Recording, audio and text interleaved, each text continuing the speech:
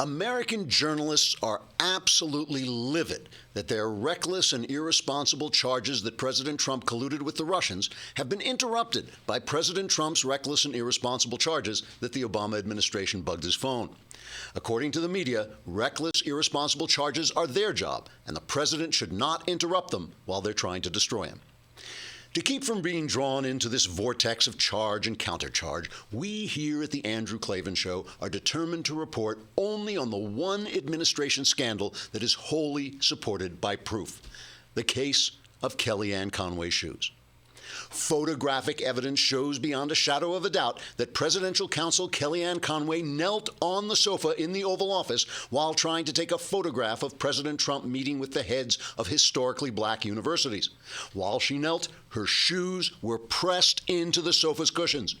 Now, you may say, wow, a Republican president making inroads in the black community. Why, that would leave the Democrats with no voters except illegal immigrants and dead people. But according to the news media, you're missing the whole point. The shoes. Concentrate on the shoes. As former President Bill Clinton remarked, quote, "I think it's absolutely shameful that a woman should kneel in the Oval Office just to take some sort of stupid photograph," unquote. Congressman Keith Ellison, who serves on the Democratic National Committee as deputy chair in charge of anti-Semitic crypto-Islamism, told reporters, quote, "This administration has time and time again engaged in dirty tricks like honoring a fallen Navy SEAL hero on national TV while I was not applauding, and thus trying to make me look like a bitter, unpatriotic radical who wasn't applauding a fallen Navy SEAL hero. And now this Conway hussy has the unmitigated gall to kneel on the sofa, baring her seductive knees and displaying her shapely figure with her flowing blonde hair completely uncovered. She should be flogged and then stoned to death. Metaphorically speaking, of course," unquote. Leftist commentator Keith Olbermann also commented on the incident, breaking from his restraints and escaping his handlers long enough to tell reporters, quote, "During my recent electroshock treatments, messages were injected directly into my brain, revealing that Kellyanne Conway's shoes have had repeated contact with Russian shoes, who are hell-bent on undermining what was once, I dare say, the greatest bastion of free shoes in the entire Venusian Galactic Confederation," unquote. According to journalists, the shoe incident underscores the chaos in the Trump administration, largely caused by journalists running around in an hysterical panic looking for scandals that aren't there. As one CNN reporter put it, quote, "No act of good governance, inspiring speechmaking, or wise policy by Donald Trump can receive news coverage until every legal and harmless meeting with Russian officials has been exposed and the bust of Martin Luther King is returned to the spot in the Oval Office where it never left," unquote. And we here at the Andrew Klavan Show say, yes, fight bravely on, mainstream media journalists. Now that Ringling Brothers Circus is closing, you are our last source of irrelevant clowns. Trigger warning, I'm Andrew Klavan, and this is the Andrew Klavan Show. I feel hunky-dunky, life is tickety. Birds are winging, also singing hunky-dunky-doo.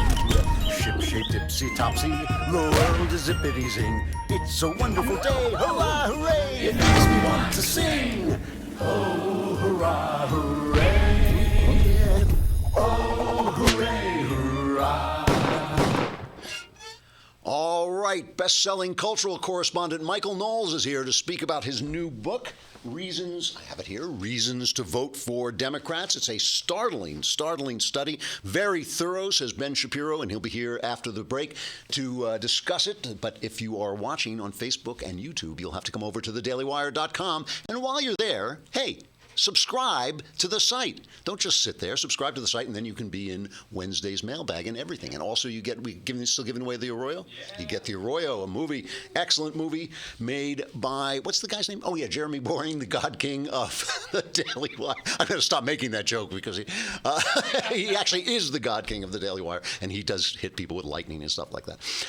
All right. right. So Democrats say that now that Donald Trump is absolutely finished because he insulted John McCain. Oh, no, wait. Democrats say that Donald Trump is finished because he made rude sexual comments. No, wait. It's Democrats say Donald Trump is finished because he tweeted that Barack Obama is bugging his phone. That's the one we're on now, right? Okay, so that's I get confused. They all run together in my mind. So here's the thing.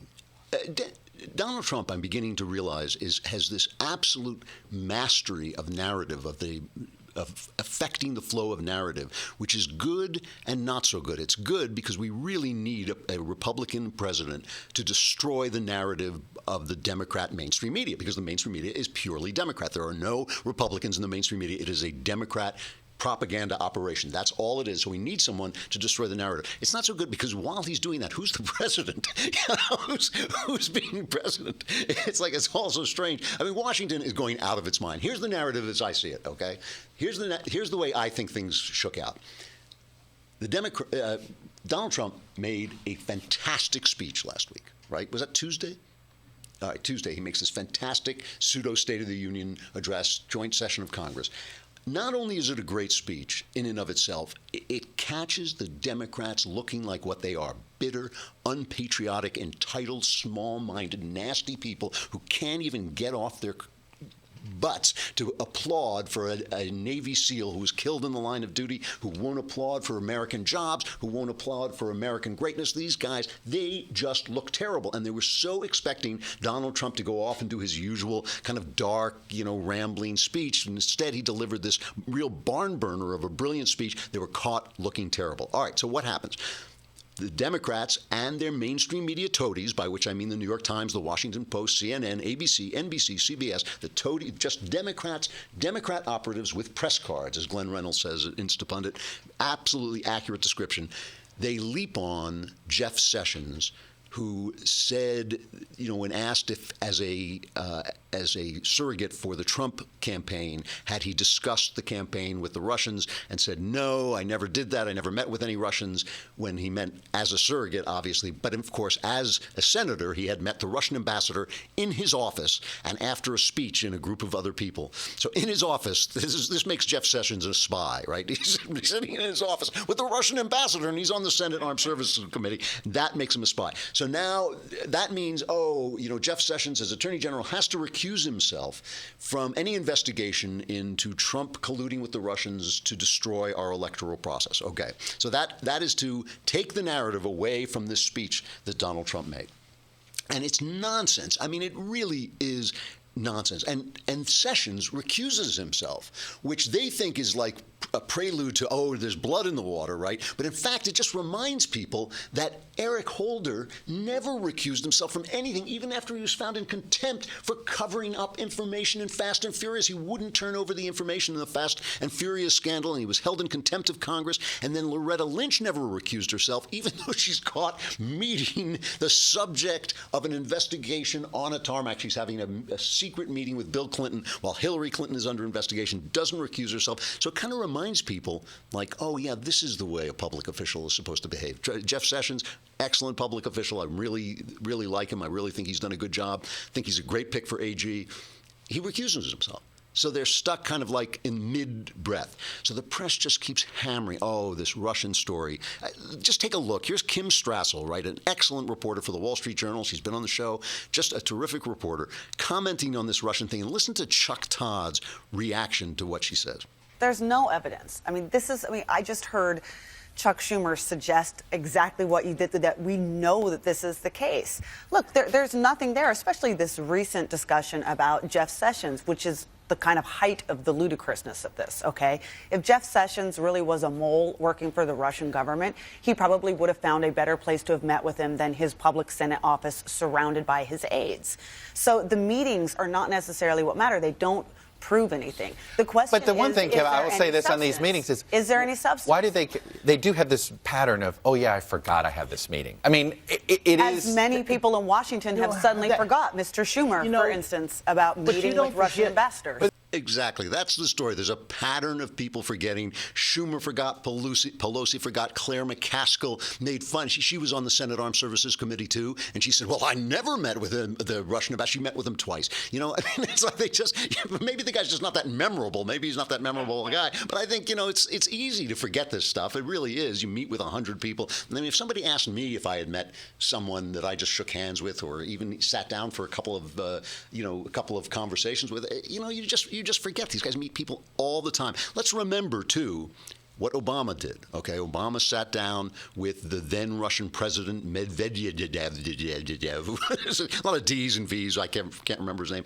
And said, tell Vlad, after I finish lying to the American media, tell Vlad that after this is my last election, and then I'll be more flexible on the matter of weakening America's defenses in Europe, basically. That's basically what he said. You know, let Vlad know. He did that. He helped the Iranians. He's eased the process by which the Iranians or their Russian allies are eventually going to acquire nuclear weapons. He's made peace with Cuba. And meanwhile, Trump is building up and Obama gutted the military. So meanwhile, Trump is building up the military. He's fighting with the Russians in the UN. His people are fighting with the Russians in the UN. You know, I mean, it's ridiculous. It's ridiculous. There's no way that Vladimir Putin knew that Donald Trump was going to win for the simple reason that no one knew or thought that Donald Trump was going to win. He was spying on the Democrats as a way of undermining what he thought would be the next president of the United States, right? I mean, that is what he was doing. So the entire story is just the fact that it's getting, you know, look, I'm not saying it shouldn't be investigated. The Russian meddling with the DNC shouldn't be investigated. Yes, it should. But it's not a big story. I mean, this idea that it's collusion, that it's spying, it's a wholly Democrat-made and manufactured scandal. And the press works for them. And they work for them. So finally, Trump, who, let's face it, has the impulse control of a 6-year-old, and that's kind of an insult to 6-year-olds, he's finally had it. And Trump's response to this is all the time is, I'm a Russian spy. No, you're a Russian spy. You know, he has nothing. So he sends out these tweets. So here are his tweets, okay? This is Saturday morning. Terrible. Just found out that Obama had my wires tapped in Trump Tower just before the victory. Nothing found. This is McCarthyism. Just out. The same Russian ambassador that met Jeff Sessions visited the Obama White House 22 times and 4 times last year alone. Is it legal for a sitting president to be wiretapping a race for president prior to an election? Turned down by court earlier, a new low. I'd bet a good lawyer would make a great case out of the fact that President Obama was tapping my phones in October just prior to the election. And this one was the big one. How low has President Obama gone to tap my phones during the very sacred election process? This is Nixon/Watergate, bad or sick guy. And here is my favorite of all of them. Arnold Schwarzenegger isn't voluntarily leaving The Apprentice. He was fired by his bad, pathetic ratings, not by me. Sad end to a great show. I just like, for Trump, there is absolutely no difference between accusing the former president of tapping his phone and that rotten Arnold Schwarzenegger. He ruined my Apprentice show. All right, so this is how this comes out, right? And Obama's spokesman, Kevin Lewis, puts out this statement, all right? A cardinal rule of the Obama administration was that no White House official ever interfered with any independent investigation led by the Department of Justice. As part of that practice, neither President Obama nor any White House official ever ordered surveillance on any U.S. citizen. Any suggestion otherwise is simply false. Now, if you listen to that carefully, it is a non-denial denial. First of all, the Obama administration never had to tell the people in the Justice Department who were Chicago Democrat hacks, never had to tell them to do anything. The meddlesome priest rule was in effect. You know, they all knew what Obama wanted done, and they got it done. So he didn't.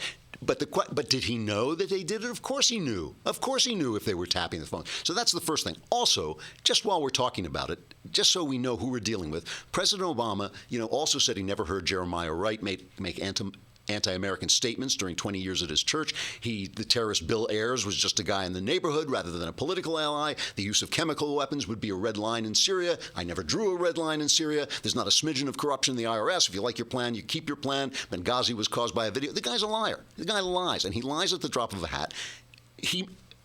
Trump, who is a BS artist of the first water, who exaggerates everything and grabs onto stories without really examining the truth of them, he's Honest Abe next to Obama. You know, I mean, like, look, I wouldn't put any of them on my big, great tellers of truth charts. But like, compared to Obama, the things that Trump does are nothing. Okay. Let's take a look at CNN's headlines on this story, right? So we've got a non-denial and denial from Obama. We've got weeks of unsubstantiated Russian nonsense, okay? Here's how CNN reports the Obama story. Trump falsely accuses Obama of wiretapping him. What's the other one? Trump's baseless wiretaps claim. I mean, they don't even. It's like there's no CNN's baseless Russian claims. There's no CNN falsely attack. Just before we cut away from Facebook and YouTube, I have to play. CNN is just completely on Obama's side, just going to completely sell the Obama news.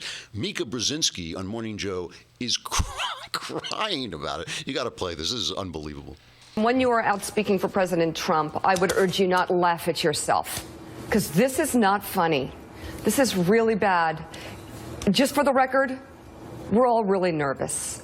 So if people out there feel nervous, we do too. We don't think this is funny. Journalists are crying. The journalists are crying. Donald Trump hurt the journalists and now they're crying. We got to cut away. We got to cut away from Facebook and YouTube. I can't make this stuff up. Come on over to thedailywire.com and hear the rest of the show.